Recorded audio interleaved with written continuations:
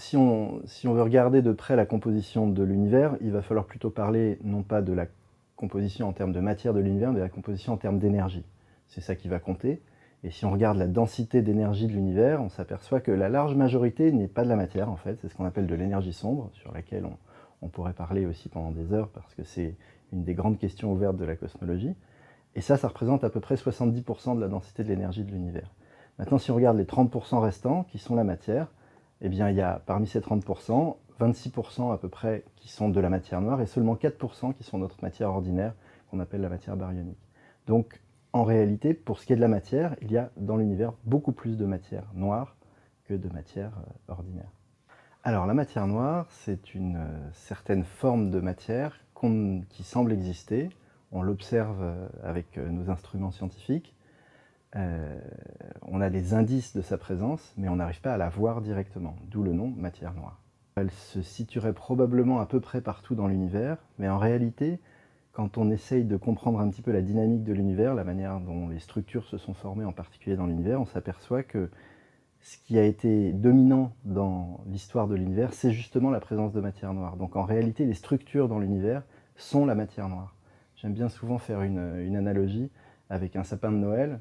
Nous, on voit les étoiles quand on fait de l'astrophysique.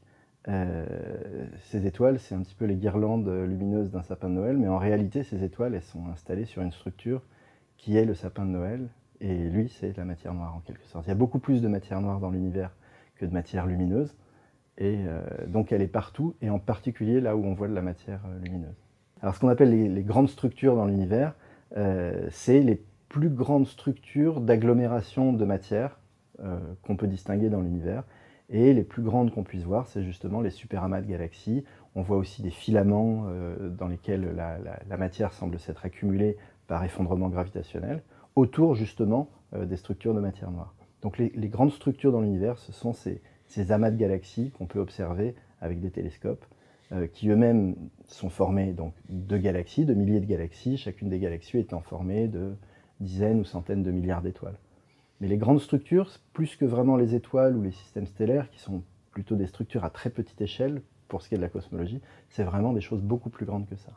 La matière noire a vraiment été dominante dans la dynamique de l'univers jusqu'à aujourd'hui, elle l'est encore, et donc dans la manière dont se sont formées les structures. Donc si on comprend la nature de la matière noire, on va beaucoup mieux comprendre comment se sont formées les structures dans l'univers, on va comprendre pourquoi on a des structures de cette taille, avec cette distribution de matière dans l'univers. Donc comprendre la matière noire, c'est une des clés pour la compréhension de l'histoire de la physique dans l'univers.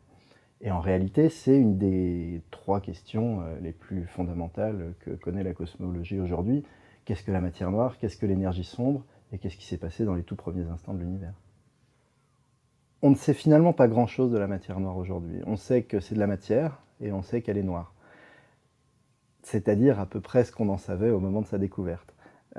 On avait beaucoup d'hypothèses sur ce que pourrait être la matière noire. La plupart de ces hypothèses sont continuellement testées, et aucune de ces hypothèses aujourd'hui ne colle vraiment avec ce qu'on voit, ce qu'on pense observer. Et donc finalement, on n'en sait pas grand-chose. On en est toujours ramené à cette définition très simple. C'est manifestement de la matière, dans le sens où ça pèse, ça a une action gravitationnelle, et ça interagit très peu avec la lumière. Est-ce que c'est sous la forme de particules, ou est-ce que c'est un fluide qui remplit l'univers, ou est-ce que c'est simplement en réalité une propriété de la gravitation qu'on n'avait pas comprise? On n'en sait rien encore aujourd'hui, et c'est justement pour ça que c'est un domaine très actif de la recherche en cosmologie aujourd'hui, parce que après 80 ou 90 ans de connaissance de l'existence de cette matière noire, on n'a pas beaucoup avancé. Comme son nom l'indique, la matière noire est noire, donc on ne peut pas la voir directement. Donc le seul moyen pour connaître son existence, et c'est ce qui a révélé aux astrophysiciens son existence au cours du XXe siècle, c'est à travers ses effets gravitationnels. C'est de la matière qui va peser, qui va avoir un effet gravitationnel, mais qui ne va pas être lumineuse. Donc on va observer le mouvement des galaxies, le mouvement des étoiles, on va observer diverses sondes qui vont nous indiquer, qui vont être sensibles au champ gravitationnel local dans une certaine zone, Et là, on va pouvoir voir que la seule matière lumineuse qu'on observe ne suffit pas à expliquer la dynamique, les mouvements des astres qu'on voit dans ces zones-là. Donc c'est à travers ce moyen, essentiellement, qu'on va pouvoir mesurer la quantité de matière noire. En général, on va utiliser des télescopes. Alors ce qui va être très intéressant, c'est d'utiliser ce qu'on appelle des télescopes à grand champ, c'est-à-dire des télescopes avec lesquels on peut observer avec une bonne précision d'image des grandes zones du ciel. Parce qu'on va vouloir mesurer beaucoup d'objets simultanément. Si on a un télescope qui nous permet d'avoir mesurer une très forte quantité de lumière, mais dans une toute petite zone du ciel, ça ne va pas être aussi intéressant que pour d'autres domaines de l'astrophysique. Donc on veut mesurer beaucoup de galaxies, pour avoir leur position par exemple, pour avoir leur dynamique, et donc on va utiliser des télescopes très grand champ. Alors, il faut aussi pouvoir observer dans de bonnes conditions, donc on peut observer depuis la Terre, et il y a des tas de projets et d'expériences en cours qui observent la quantité de matière noire depuis la Terre, mais il y a aussi évidemment des projets satellites qui sont très efficaces pour l'observation de la matière noire. Donc j'ai dit qu'on observait la matière noire à travers son effet gravitationnel sur les structures dans l'univers, que ce soit les étoiles ou les galaxies ou les amas de galaxies. Mais en réalité, on espère observer la matière noire par son interaction directe avec la matière ordinaire. Alors, ça semble un peu surprenant, puisque j'ai dit justement tout à l'heure que la matière noire, par définition, interagissait peu avec la matière ordinaire, parce qu'elle était de nature différente.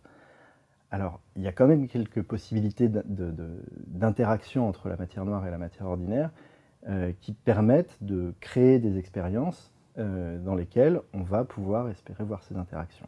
Alors pour faire ça, on est obligé de mettre des grandes quantités de matière dans des tunnels très profondément enfouis sous terre pour protéger ces détecteurs de la radioactivité ambiante, pour qu'il y ait extrêmement peu notamment le rayonnement cosmique qui pourrait venir perturber considérablement la mesure. Donc on se met dans des environnements très calmes où il y a très peu d'interactions avec des particules. Ces tunnels peuvent se situer à divers endroits sur la planète, souvent dans des anciennes mines, ou alors dans des tunnels routiers qui permettent de passer sous des montagnes. Il y en a un notamment à Modane, dans les Alpes, qui est accessible par le tunnel du Fréjus, qui permet d'aller en Italie. Il y en a un dans une mine aux États-Unis, une mine très profonde. Il y a un projet de tunnel entre l'Argentine et le Chili dans lequel un tel détecteur devrait être construit.